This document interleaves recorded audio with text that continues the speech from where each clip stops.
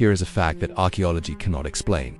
On opposite sides of the planet, separated by thousands of miles of open ocean, with no known contact, ancient cultures independently built pyramid structures, encoded astronomical knowledge into their monuments, worshipped a feathered serpent deity, and recorded memories of a great catastrophic flood that ended a previous age of humanity.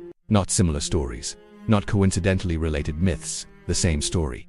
The same story, the same symbols, the same astronomical alignments, the same architectural ratios, the same memory of a world before theirs that was destroyed. The standard explanation is independent invention, that human minds naturally converge on similar solutions. But independent invention doesn't explain why the Egyptians, the Maya, the Mesopotamians, the ancient Indians, and the indigenous people of Australia all encoded the same star, the Pleiades, as a marker of civilizational catastrophe. You don't independently invent the same specific star cluster as the symbol of the end of the world, unless you all inherited that memory from the same source. Today we follow that thread, and it leads somewhere mainstream history refuses to go. The official story of human civilization goes like this. For most of human history, we were hunter-gatherers. Simple, nomadic. Then, around 12,000 years ago, we discovered agriculture in the Fertile Crescent. We settled down, we built villages. Writing appeared around 3500 BC in Mesopotamia. And from their civilization. That's the story. Here's the problem with it. It assumes modern human intelligence spent 190,000 years doing essentially nothing.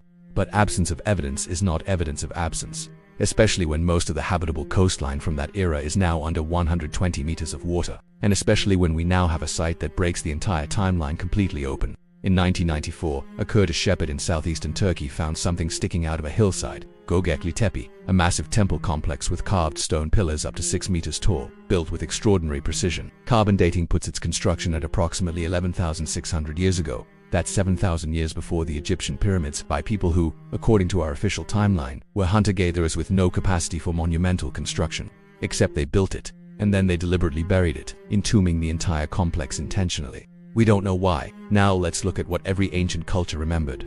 Over 200 distinct cultures have a flood myth, a story of a catastrophic deluge that destroyed a previous civilization, from which only a handful of survivors escaped. Aboriginal Australian stories of the sea rising describe what happened at the end of the Ice Age. Memories 7,000 years old. These aren't morality tales. They describe survivors on boats, the loss of advanced knowledge, and the obligation to preserve it. Over 200 cultures independently remembered the same catastrophe. Subscribe because the next part explains how they might have all been connected.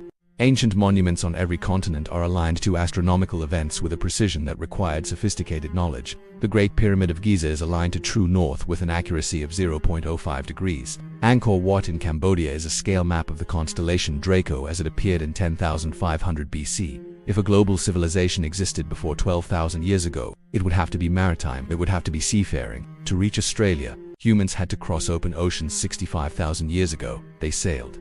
The big realization is uncomfortable. We may not be the first complex civilization on this planet. We are not the pinnacle of human history. We might be the second attempt. Subscribe if this cracked something open. What do you think they knew that we'd forgotten?